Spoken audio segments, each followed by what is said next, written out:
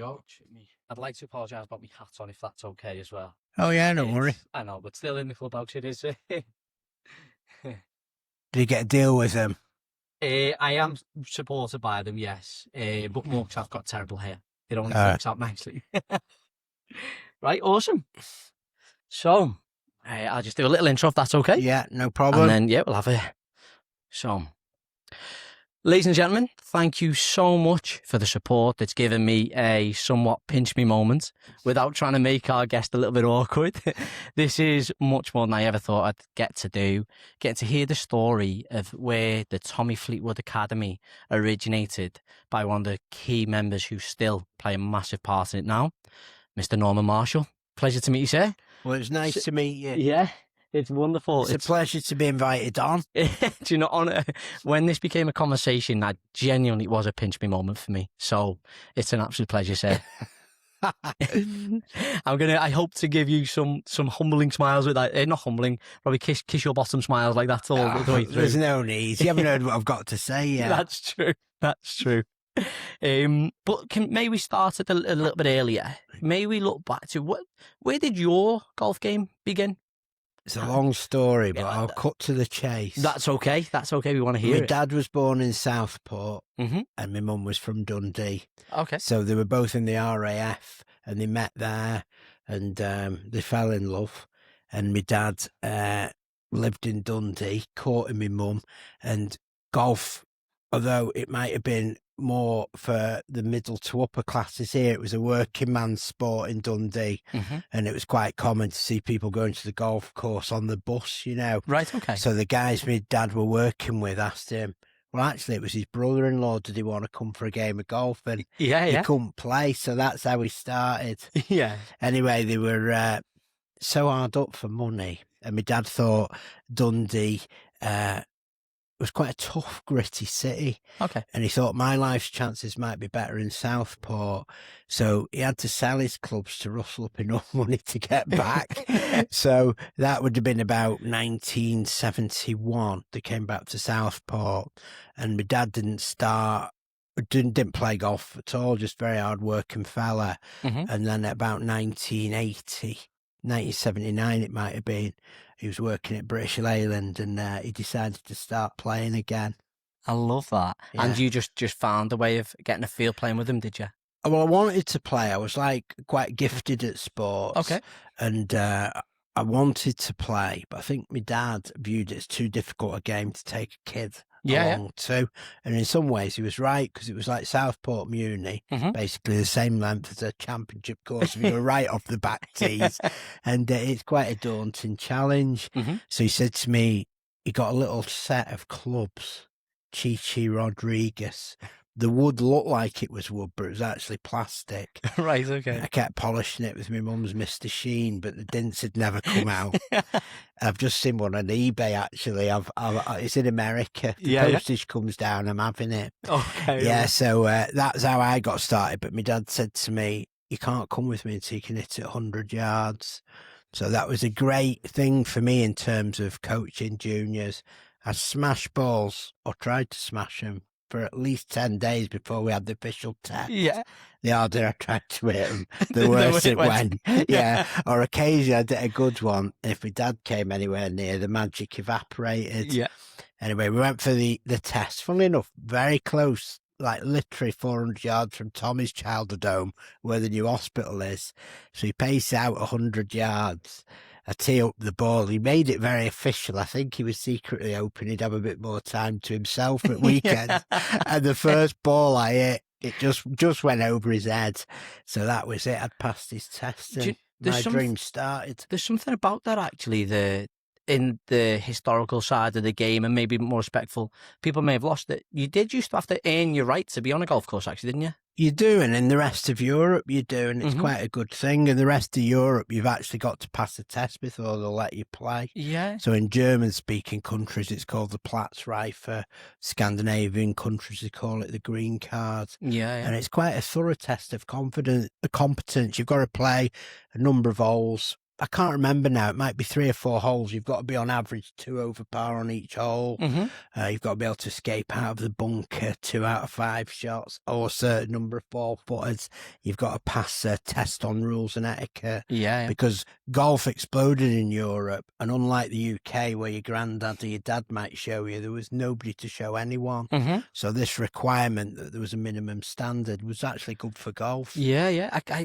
I'm not going to say that we probably need it now, because it's the current boom's done the game a lot of good, but I don't think it would go amiss, really, would it? For some courses? No, I don't think it would. You know, I don't think it would. It might not have to be phrased like a test, yeah. but it could be definitely like an introduction. You know, an informal introduction. And a definite covering of the basic rules and etiquette. Well, there'd be one listener, I'm sure, who'd be upset with that, because I think I told you there was a bit of a debate on where to leave a bag on the green. I'm sure that's something that would be involved. Well, that'd be the classic. If you're a golfer, it's a kind of golfing common sense, but you just don't know. No, you don't. If you don't know, you can't know. Yeah. So later on in my sort of started at Southport Muni, Mum got me into a private club. She was a member of a church. The son at the church was a member at SNA, and just sort of skipping a bit.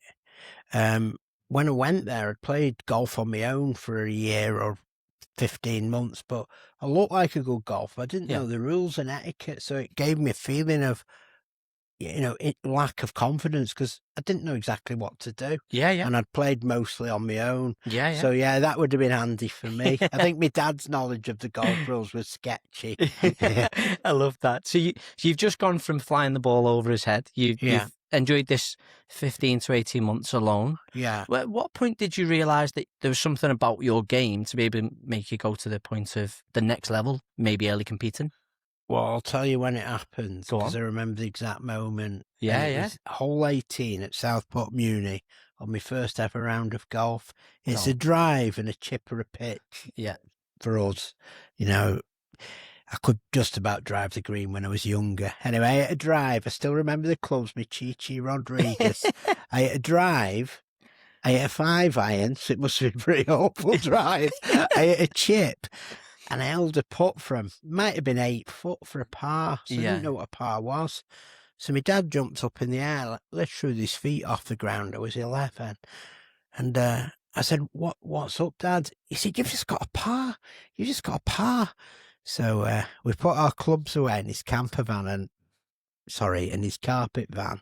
And we got in the van and we drove turned left out of Southport Muni, and we drove about 130 yards up the road, just level with Fleetwood Road.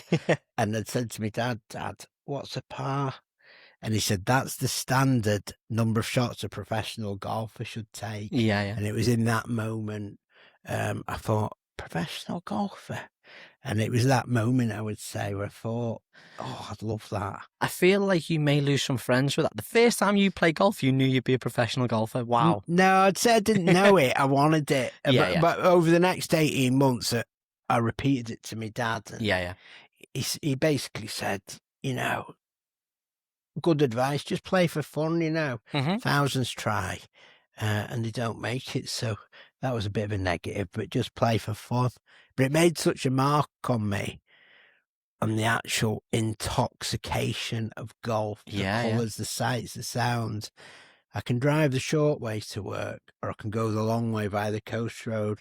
If I go the long way, I have to go past the first tee at Southport Muni, and I have to go past the 18th green. So I go that way. You go the long way. Yeah, I love that. It's good for my spirits. It's good for my soul. It's a connection with my dad. And often, you know, I'm very, very busy, but I'd go that way to work, and I'm instantly reminded when I do the eyes right to the first tee of my first ever golf shot. I think, this is why I do it. It was that excitement, that shaking we've had on the first tee when you're first into it. It's a beautiful level of nerves, isn't it? There's something. It's magic. When I first arrived on that tee at Southport Muni as an 11-year-old, I looked down, I saw a tee on the floor. I thought, I can't believe this. People leave tees lying around. So I had a tin for them. I used to collect them. No way. So I was that much of a golf nerd. I love that. That's beautiful. It's nice for you to be able to have such literal physical feelings when you go past it. And golf can do that to a lot of people, really, can't it? It can. Yeah. It's very, very vivid. Mhm. And I'd say I had a great, very happy early childhood. And I would say I'm able to envisage that, the excitement of it. And sometimes, you know what golf's like, you've finished with a triple bogey, you're fuming, you've missed a 3-footer on the last. I think, hang on a second, why do I play? Remember how excited you used to be. I was about to say, I think it all goes back to, it's probably something we spoke about a little bit before this as well, that what your dad's first message was. Yeah. Just enjoy it. Yeah. There's a lot of people out there that they forget that this could be the best 4-hour walk or the worst 4-hour walk of your life. You might as well enjoy it. Yeah, it's only a game, and we're constantly repeating this to the kids and to the dads. The mums don't seem to be quite sucked into it as much. It's only a game. And we say to the kids, what are the consequences of a bad shot in golf? So some of them don't quite know what the word consequences mean, but say, what happens if you do a bad shot at golf? And the answer is nothing.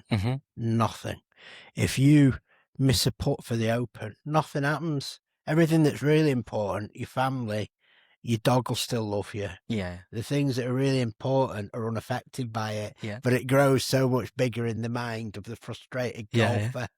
I love that we've got to that point actually so soon, but how finding kids and being able to be such a big part of their lives from such a young age, is that the bit that what is it that you really enjoy about it? Well, I would say I was a very shy child and I had a Scottish accent, so the other kids took the mickey a bit. I was an only child, but golf was a game I could play on my own. I will meet kids, they're meeting me. I'm an adult, I'm a mature man. Well, in some ways I'm mature by age. So they look at me and, it's quite intimidating. What I love most is when I recognise myself in the face of a child. They're like that, wondering what's going to happen. Is everybody going to be better than them? I just love that connection when they first strike a ball and it takes off, and that I can do this moment. That's why I do it, because it gave me that first green shoots of self-belief and confidence that I was lacking. And sport is a vehicle for that. Football too. But friendship, a bit of camaraderie, and I think the real beauty of golf for me was I could play it on my own. I thought that was normal, and you can do. Dude, I think there's something where it's uniquely beautiful about golf, where playing on your own can help build the resilience that not everybody manages to get as well through other sports. Yeah, it can. And I think as a child, you're alone with your imagination, aren't you? I mean, I've won the Open that many times at Southport Muni. My mum used to work at hospital, so I used to imagine, so Jack Nicklaus was my hero. They got me a golf book. It looked like a comic book. Funnily enough, not for nostalgia's sake, I just got it on Amazon again, from a second-hand bookstore. It's a great golf book. It looks like a comic, but it's a thick one, more like an annual. So I used to have 2 balls at the Muni. Again, not strictly golfing etiquette. I'd play the 2 balls. One would be Jack Nicklaus and one would be me. Poor Jack. I was going to say you won. Poor Jack. Took some hammerings. So one of my mum's nursing colleagues said to her, how's Norman getting on with golf? And she said, all right, yeah. So her mate said, what, does he play on his own? My mum went, no, he plays with a wee boy called Jack. But I feel a wee bit sorry for him because Norman always beats him. I left it about another 3 months before I told her that Jack was a made-up character. Not entirely made up, but he wasn't there at the Muni.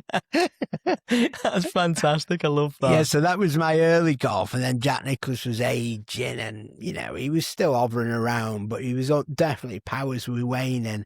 And then he won the Masters in 1986, actually, the year after I started me training as a pro. So that was nice. That was a nice square in the circle. If there is I was going to say, if there's ever a motivation to actually go pros when you've beaten the man who's won the Open, eh? I know. Yeah, it was great. So, I know we've flirted with the conversation of the schooling, but your early days as a pro, how did you compete a little bit, or was it always teaching that you enjoyed? No, it wasn't. No, definitely not. I wanted to be a footballer like most kids. Mm-hmm. I went to a fairly small junior school. I was captain of the school football team. I thought it was all nailed on, It's only a matter of time before I get spotted. But it never quite happened. Never lacking ambition, were you? No. Then I went to a big secondary school, and suddenly the odds, even though I was only 11, the odds dawned on me. I wasn't the best golfer footballer in my class, let alone the year. So I'd started to play golf, and I sort of poured all my attention into golf then. Yeah, that was it. I love that. That's incredible. And so early days of competing, did you thrive from the competition, or I did? Did you? I absolutely did. Yeah, that's awesome. And I would say it was partly that only child thing. I was very good at going into my own shell. I had a vivid imagination. When I arrived on the first tee for my first competition, in my mind I'd been there 1,000 times before, beating Jack Nicklaus, and I'd succeeded. Yeah. And I had a sort of fixation with repetition. We mentioned it just before we started, like my wife had mentioned to me I tested positive for all the signs of ADHD. Yeah. And we have, children are in the academy, loads of children, and the parents will tell me that ADHD or he's got autism. And I always say my message to them is that I actually, and to the children who sometimes will share it with me voluntarily, I just tell them that is your superpower. That what makes you different is your superpower. So it's great. Yeah. So that sort of fixation with repetition, getting a score, trying to beat it next time I came, I was able to fasten in on what I needed to do to improve my score. And that probably led in the end to me specialised in coaching, but I took the playing as far as I could. Oh, awesome. So what was the turning point where you felt coaching was going to be your journey? I played in Austria, and I played on quite a difficult course, and I played with a guy, I think he was the second best player in Germany. Well, Bernhard Langer was the king, and I looked up his world ranking before I went out to play with him. Thought, this is exciting. And he was about 900th. So I played really well. It wasn't a long course, but I shot 70, and he shot 64. Wow. And I played with him both days. So I thought, I've been beaten by 12 shots by Mr. Nobody. If we have another 2 rounds of that, I'll be 24 shots behind. Yeah. And it was there it began to dawn on me. Yeah. That's what I always say to the kids. One thing stopped me winning the Open. Wasn't good enough. But I enjoyed it. I enjoyed the pursuit of it. I was like that with all my sporting activities, football as well. I enjoyed taking it as far as I possibly could. I think understanding the skill, the skill of understanding that maybe your journey was a different route as well. Some people can get lost in that goal and miss out the opportunity to help people the way you have. Yeah, but I think it's almost a relief. Yeah, it was almost a relief. Golf, it can be an angst-inducing game. And also I missed out there when I started my training. I began my training at Royal Birkdale. The middle assistant had only recently lost his tour card. Okay. So I was like a 2-handicap 16-year-old thinking, I'm the best, why try harder? And I got beat by him at everything. Right. Everything. Even if we went to the putting green for 18 months, I just couldn't beat him at anything. Yeah. Chipping game, putting, bunkers. We played a lot on the course. He was quite tough on me. Yeah. I would say it was great training. And that also reinforced how far there was to go. Yeah. He was very encouraging with me. He wanted me to shoot further as high as I could. Yeah. But definitely. that was a great learning experience. It's a big world out there. Yeah. We get it here with Mike Kansky and Phil Kenyon. Yeah. I was working with a girl golfer, and I said to Mike Kansky, who for any of the viewers are not sure who he is, he's Phil Kenyon's right-hand man. He was a great county player, got on the verge of the England squad, turned pro. He was my trainee, actually. Wow. And he turned pro, and now he works with Phil Kenyon, but he's got his own clientele. But I said to him about this girl golf, I said, she can hit the ball so far, you can't believe it. Yeah. I said, if it was a teenage boy, I would think he can make it. And Mike said to me, yeah. He said, but the thing is, if you go to Korea, there's thousands of them. So by mixing with these coaches who've been at the highest level, and then my mixing with players who are at the highest level, like Tommy, and being close up to them, you realise, what great looks like. Yeah. There really is just that another line, isn't there? There's another level. Yeah, there's another level. But when you find out what these people have done to get there, you realise there's another level of hard work. Yeah. No, that's fantastic, isn't it? Yeah. So obviously we've hinted a few times that your coaching led to working with Tommy. Yeah. At what point of first working in and around him did you go, this lad does have that another level?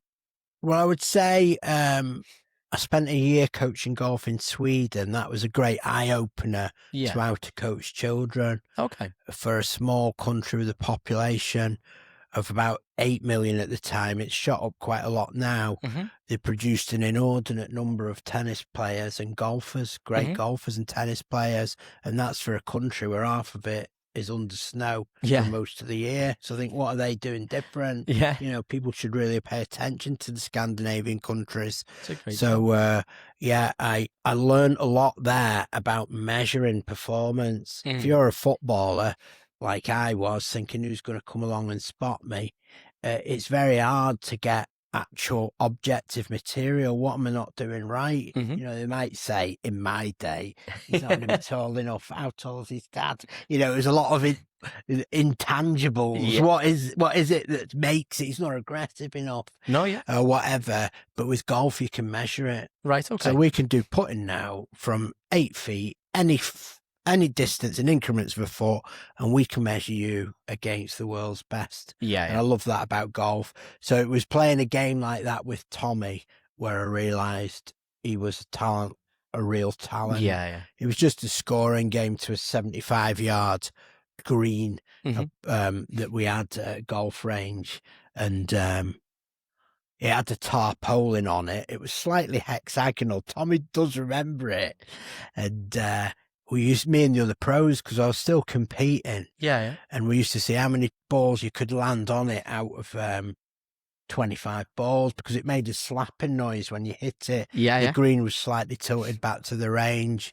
I was the leader, which I was glad about, because it was my range, with 16 out of 25. And I said to Tommy, have a go at this. And Tommy was 9, and he hit it with 21 balls out of 25. Wow. And because I was trying really hard myself to keep ahead of the other assistants. We're all handy golfers, but I was more experienced. And I just realised there's a 9-year-old boy who can do something I can't. Wow. That was like the final nail in my coffin. I best take up the I coaching. ripped up my entry forms and thought I better get some range balls picked up. I love that. I don't suppose you still have that tarpaulin at all, do you?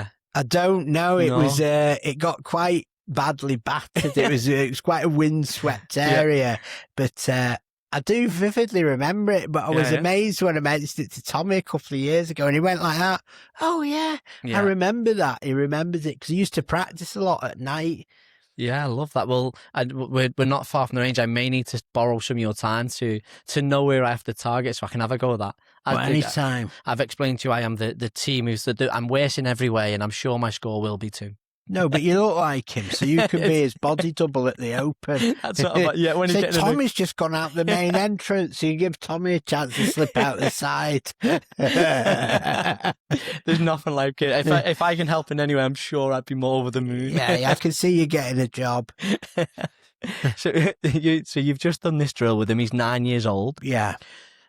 It obviously when there's such a raw talent around somebody, you've got to encourage that and make sure he's enjoying the game. How do you hone in the skills and the challenges? Do you want to improve them as well? How do you find that in between? Well, I think it's like learning the personality of the child. If you gave me a score like that 16 out of 25, I'd practice it all the time. Yeah. And then I'd get like, this isn't the test. This is the test. I've got me 25 balls now. Yeah. Now we're taking it seriously. Just what I'd done from being a little boy. Yeah. I was, without realising it, doing a lot of, like sports science would say, I was visualising and putting myself under a certain amount of pressure. So I would say my method would be through scoring games, keeping records, and repeating the challenges. Yeah. So across a range of scoring games at the academy, which I've got hundreds, we know where somebody's weaknesses are, where the strengths are, and because of strokes gained, we can compare our elite golfers with the very best in the world, TrackMan, etc. Yeah. And that's one of the unique things about golf. It's not football. Let's have a look at him. Oh, is he fast enough? Has he got that burst of speed? No, we can know now. We can know on pitching. We can know in great detail which areas are strong and which aren't. I love that. I guess if we can lead on to that, how have you, obviously you've mentioned strokes gains coming in to give you a great metric to measure against the best. How have you enjoyed or not enjoyed maybe the evolution of coaching?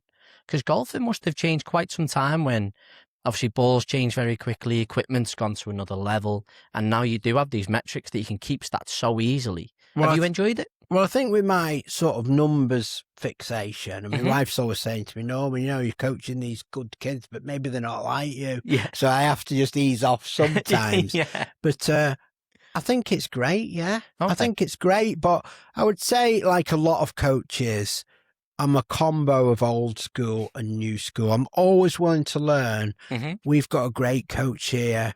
We've got a number of great coaches, but there's a great coach here called Hayden who's been exposed to a lot of world-class coaches. And we exchange ideas. And I learn things from Hayden. Yeah. And he'll ask me certain things and we exchange ideas.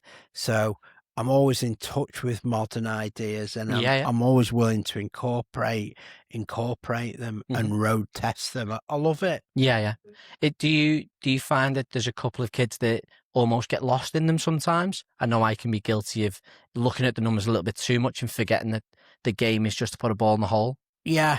Yeah, definitely. But you need a coach who can identify your personality type. Right, okay. Here's what I'd say to you, Lee. It's a bat and ball game. Yeah. Hit the ball with the bat. You've got to think of that. The back of the ball needs hitting. If you're in the Ryder Cup or you're teeing off at Southport Muni, it's a bat and ball game. Yeah. How hard can it be? If you think eating with a knife and fork, it's a tremendous feat of coordination. None of us have read an instruction book or watched a YouTube video. You've got to be ambidextrous. That's a great analogy. I've never even considered. But it's complicated if you start to write it down. Or I would say the better analogy for us with children, your PlayStation, your Xbox, the fingers, the thumbs are all moving in intricate, nuanced ways.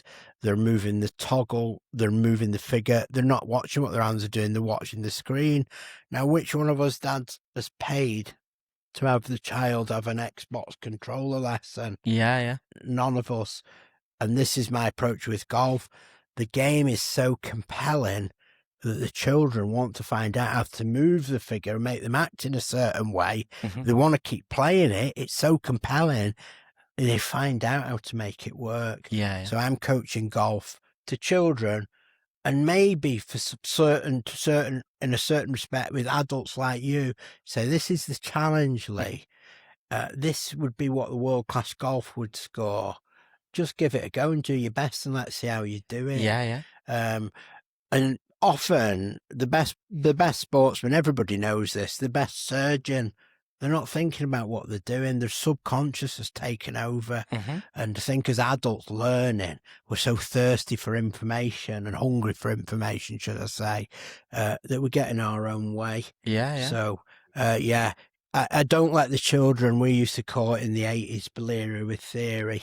I don't let that happen. Yeah. Pummel the balls. We've got simple constructions. We've got sophisticated ways of measuring. Very occasionally, I will get a parent will say to me, oh, he loves stats. He loves information. He devours information and feedback. Likes a TrackMan. And I think, that is unusual, but it is. It is out there. Yeah, and it's a reflection of my sort of number fixation. Yeah. I'm a blend of old school. I'm going to whack it. Yeah. Now I've learned something about it. What aspect of that is causing my balls to go left or right? Yeah. I guess you touched on something which was really good then as well. which is parents, I guess, are going to play a big part in the environment. We face an interesting time, especially with football. I think it's a big one where parents see that it's possible for their kids to make it nowadays. Yeah. I guess the skill that you have though is not just managing the kids and building. It's understanding how to treat the parents to give the kids the best opportunity to enjoy the game. Well, it is. Mhm. It is, yeah. And I would say, like, your parents often, although not always, because my dad, relatively speaking, wasn't a golfer. Right. Okay. He was a hacker. He never ever broke 100. Yeah. So it was my thing, and I had to learn how to do it. And golf is an independent sport. You play it on your own. Your dad can't play the shots for you. Mm-hmm. So there is a balance to be struck depending on the child's personality. Yeah. A kid can't get themselves to the course for the club. Dad, mum, granddad, or a friend or family have to get them there. So I do try to embrace the family or the interested family member and in effect use them as a co-coach. Mm-hmm. But it is tough to strike that balance. Yeah. With my own son, he was the 6-year-old UK kids champ. I thought, that's it. I'm going to have a nursing home with a jacuzzi. He'll be the world champ in 5 or 6 years. Unfortunately, when he was 10, he qualified for the European Championship, the US Kids. And I was so excited. And there was a football camp at Liverpool. It was nothing to do with ability. It was a summer camp. He was a decent footballer. But it coincided with the European Championships. So he said, I won't mind doing that football. So I said, the choice is yours, son. I love that. Do you want to do the golf or do you want to do the football? So I'm saying my prayers for the golf. I want to answer for him, but he chose the football. And I'd say it was I loved him more than I love the idea of him being a famous golfer. Goes without saying, but your judgment can get coloured. And I thought, I'll just let him go to the football and he can tell me when he wants to do golf again. And he did just drift away. But I would say I've got 3 children. With all of my children, they live in and around golf ranges. Hitting balls is not really a novelty. But I've got grandchildren now. So there is an element of me like the mega competitive dad. I'm extremely patient with other people's children, but it probably wears a bit thinner with your own kids and you're more direct with them. But I used to say to me, someone we're hitting balls, wouldn't change his grip, stuff like that. I'd say, I'll get you, you can go to another golf coach, son. It doesn't matter to me. Because if I give him grief, he'd be a bit mean to me. I'd be a bit mean to him. Then he'd tell on me. Then his mum would be mean to me. Well, no one's upsetting the real boss. We'd all drive home not speaking, So I thought, I'm becoming the type of dad that most gets on my nerves. I'm getting in the way. So I just stepped back and he took football a long way down the line. Like me with my sports, nobody had to say anything to him. He just got to an age where other things were getting in the way. Possibility of a girlfriend. And I remember his football trainer, he stuck out for a while till he was about 16, said, listen, would you rather play football or have a girlfriend? And he said, I'd rather have a girlfriend. So we didn't have to be like a ventriloquist. It came out of his own mouth. So I thought that could be why most of us never made it. I can believe that, to be fair. I can believe that. I love that. There was a wonderful message in what you said then, though, so I really have to grab is that you loved your son more than the idea of him being a professional. I think that is probably something that could resonate with a lot of people or they need to really have a think about. Well, that's a fantastic line. I think there's a lot to go through in that. But I would say you do love the idea of your son being a Premiership footballer 100%. Or a golfer. When you know it from the inside, and like kids from football academies and stuff that I've known, and they get on the fringe of a big team, they pick up an injury, they're let go. There's a lot of heartache in that, and there's a lot of heartache in golf as well. And it's quite a lonely sport, and it's tough. So wishing that upon your son, I've seen golf from the ground level, what I was at, trying to get a foothold in regional golf, to the world's best, very, very close to it in Tommy, and I've seen everything in between, and it's a tough, bruising sport. You're living out of a suitcase. If you don't make the cut, you're 4 or 5 grand down that week. 5 weeks of that, the sponsors are beginning to get a bit grey-faced. You know, and the pressure amplifies. So it's knowing what you're wishing for your own son. So you've got to let them find their own way, and they've absolutely got to love it. If you love it more than they love it, then you're flogging a dead horse. There's I think I'd spoken to you a little bit about my daughters. And I think if you take away the pressure of the actual sport, most kids just want to spend time with the parents, like 100%. and they will inherently get better doing it anyway. And obviously, having the look of you yourself so local, people should take advantage of. You coach them, and I just enjoy my time with my kids. And that's 100% right. Because there's a big difference between being a coach and being a dad. So I see it often in golf. Dad can't make it. Mum's there. Kid's just had a triple bogey. Mum gives him a cuddle. All of a sudden, he's back on the horse again. It's not that big a deal.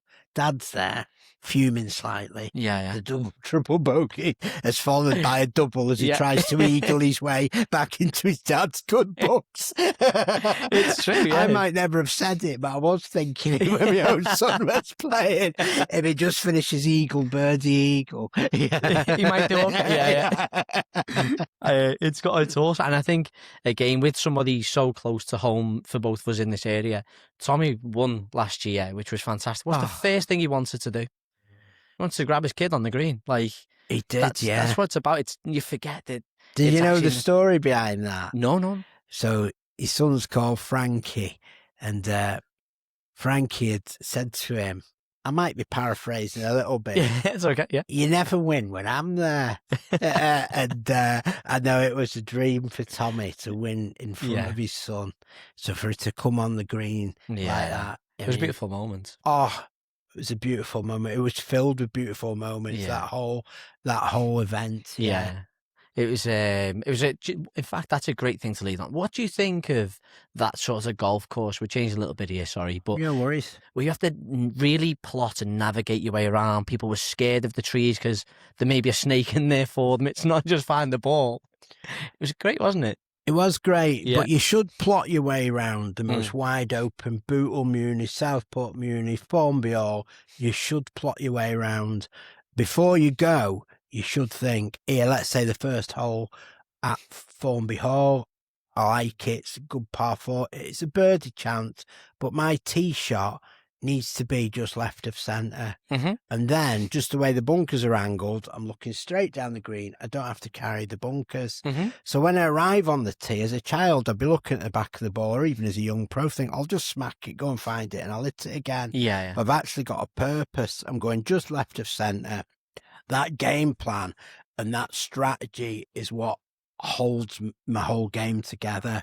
So let's say I've had a double bogey on the first, I get to the second tee, I've got a strategy for that now. So the strategy stops me playing on instinct and emotion, where emotion would tell me, let's say the third year at Formby Hall, par 5, I'm 2 over after 2, I've gone double par, now on a par 5, if I really murder this tee shot, I could get home in 2, possibly an eagle, and back to level par. It's not likely to happen. If I've got a game plan, again, let's say, for instance, the third hole, I'm too old now to get there in 2. I like my tee shot to be a little fade, lay up in 2, easy third shot on the green, birdie shot. Why do I play a fairly short tee shot off the third? It's a par 5 and a little fade, because that's exactly the shot I'm going to play on hole 4. So the 2 shots are connected. You're working it around. The tee shot on 3 is a rehearsal for the tee shot on 4, which is trickier.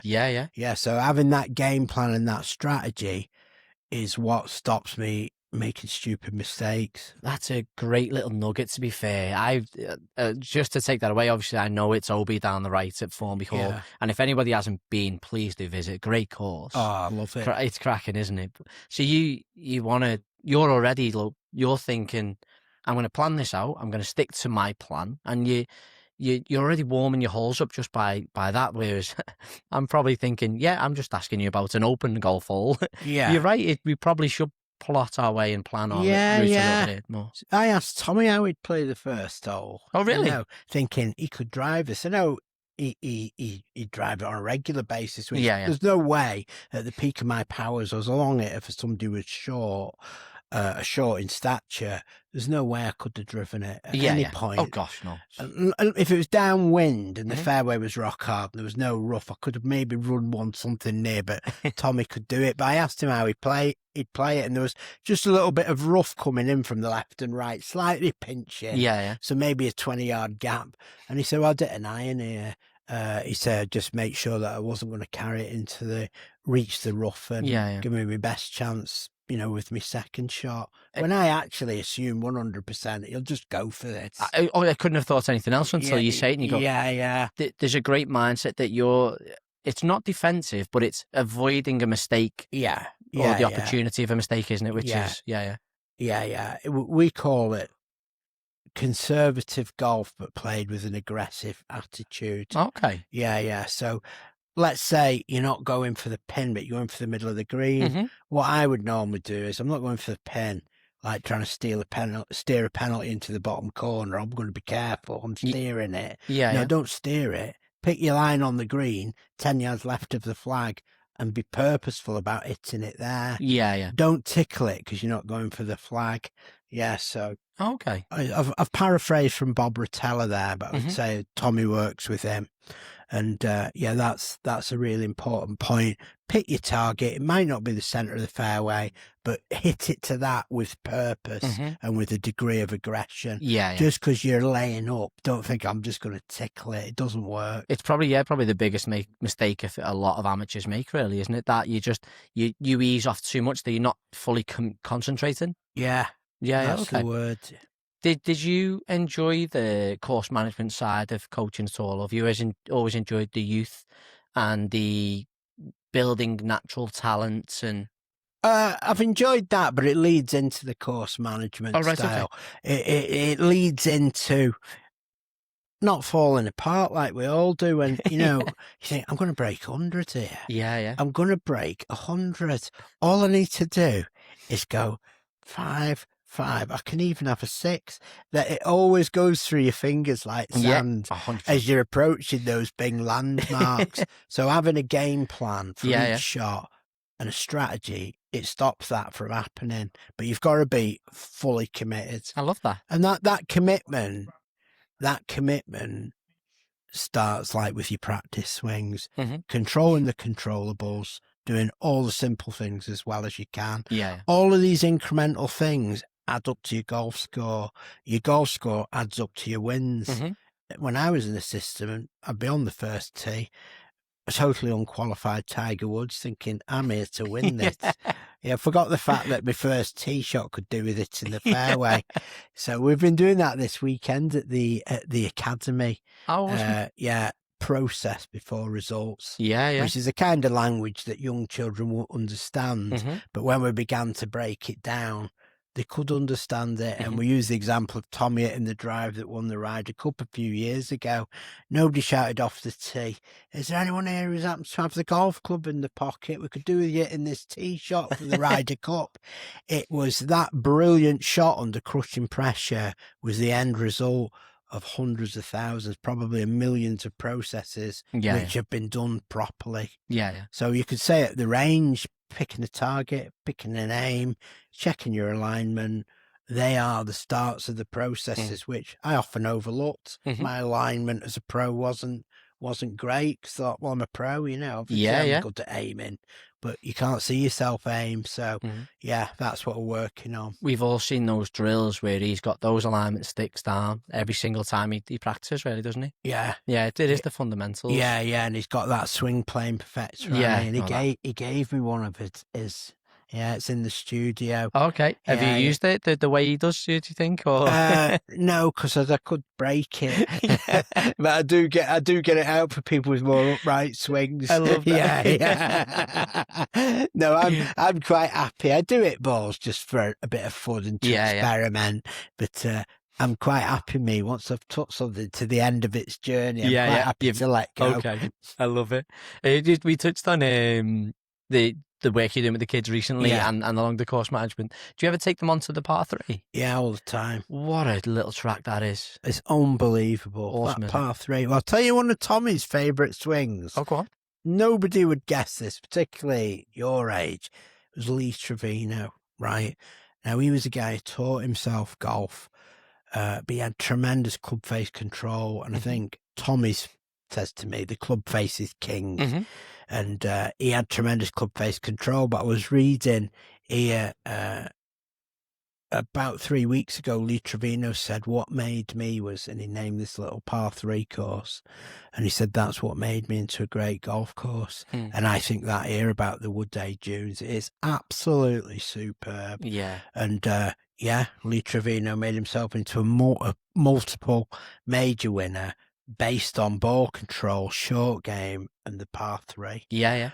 And they're investing heavily in it. You know, it's really, really good. Yeah, I'd say for all the great courses traditionally in Southport, they don't have that par 3, which in terms of traffic, it's good because you've got somewhere to go.